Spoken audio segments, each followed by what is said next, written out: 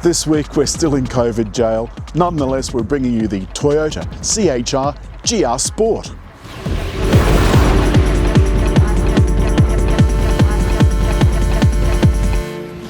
I wish we had smell-o-vision. This is my Bougainsteria, half Bougainvillea and half Wisteria. The smell is just intoxicating.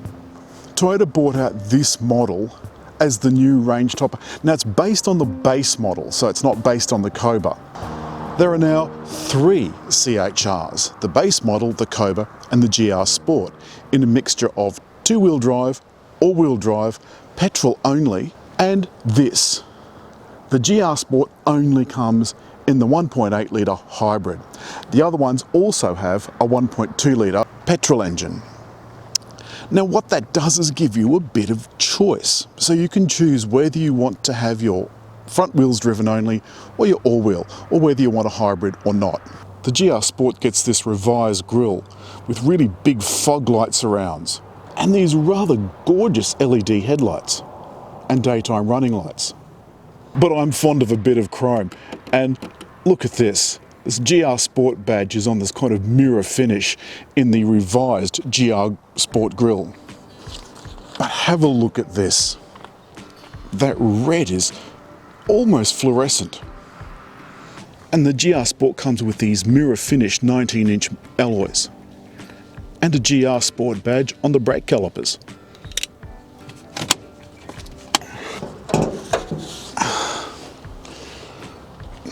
Unfortunately,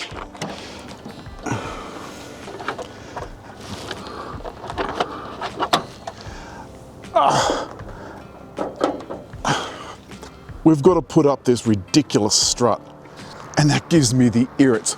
But there's not a lot to see in this hybrid engine. You can tell it's a hybrid engine because it's got this blue badge. But oddly, no blue on the badge at the front. The side view is pretty cool too, and in case you're wondering, CHR stands for Coupe High Rider, and this is a high riding coupe. And although at first it looks like there's no door handle, there is. It's just up here on the back pillar. And the rear is designed to within an inch of its life.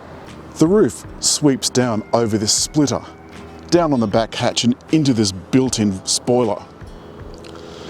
The taillights, beautifully complex. And just in case you've forgotten, there's more GR badging on the back. But let's open that up with the little button underneath. There's more space than you might think inside. But what's even more surprising is that under the back, there's a space saver spare. Seats go down 60-40, and there's a hard parcel cover. Let's have a look inside. The rear space is bijou, I'm not gonna lie. But getting in is a bit of a trial. This is really low. And you can see at the back, my head not that far from the roof. And this is coming down to kind of like above my cheek. So I've got to get my head under that to get out. The upholstery is a mix of leather look and Alcantara. But the view from the back is a little claustrophobic with this massive headrest and the low roof. That might look all very well in brochures and on drawing boards, but I don't think I'd like to spend a long trip in the back of this. But one thing while I'm here that I do want to point out are the cool little indentations in the roof. I mean, this is just hard. And that's what gives CHR a bit of an edge over the likes of Yaris Cross. I think I'd rather this to a Yaris Cross. The interior is much, much nicer. The back door sills are a little bit hard, so there's much more space in the front. And the first thing you notice is this cool pattern on the door. It's just hard plastic, but it looks great. And I think this trim looks smart compared to Yaris Cross. There's a bin down below, but no bottle storage, because the bottle storage is in front. Now things are pretty quiet in here, but I've pressed the starter button, so the dash has come to light.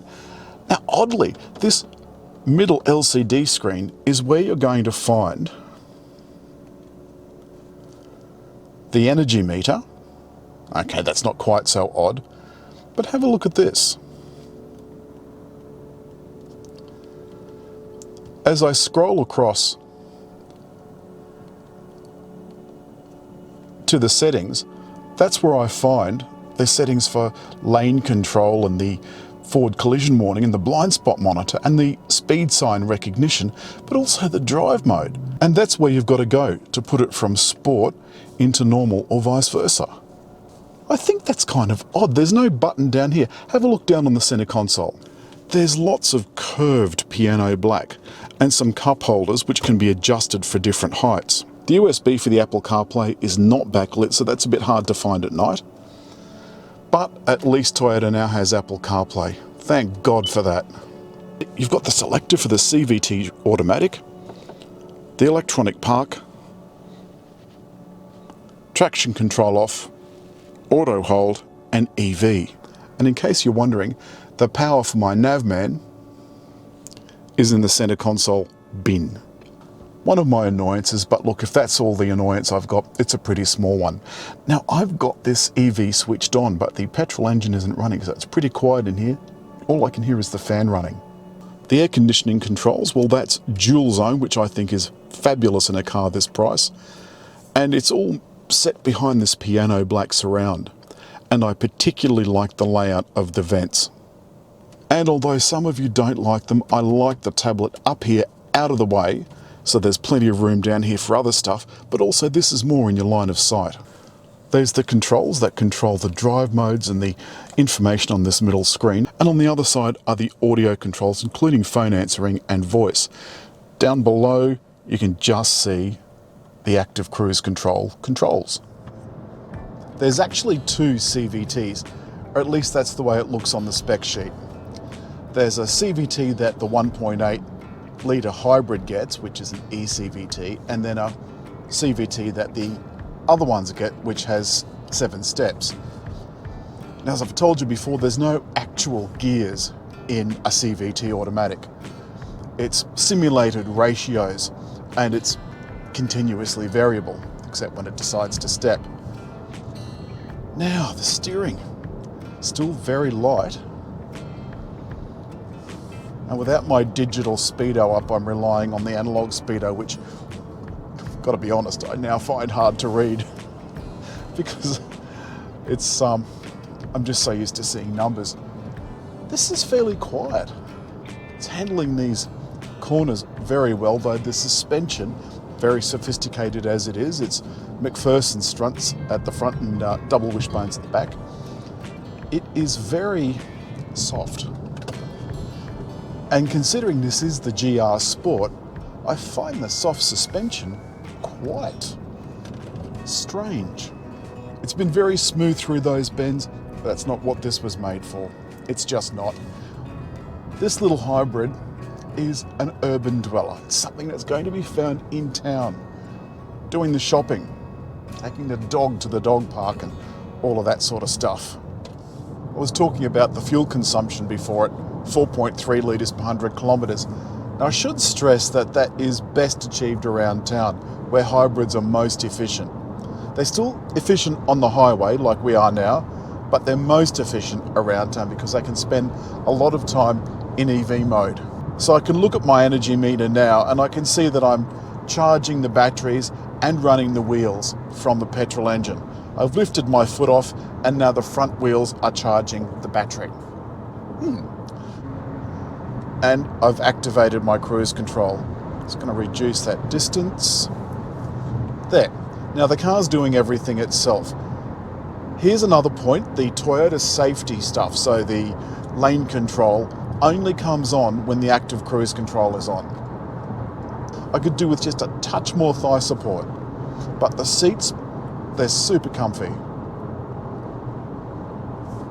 You can see I've got my Apple CarPlay up, so I could, if I wanted to, just say that word, "Hey Siri," but I'm not going to do it because it'll actually have a conniption. It's a very windy day today, I hasten to add, very windy, and I can feel it through the steering wheel, but I can also hear a little bit of wind noise, just up here, somewhere. Don't know where it is. Despite the fact that this is a city car and is a hybrid, the comfortable suspension and comfortable steering and good fuel consumption means that you probably could do a trip in this. Most Australians say they want to do a road trip but never actually do. They just fly and hire a car when they get there.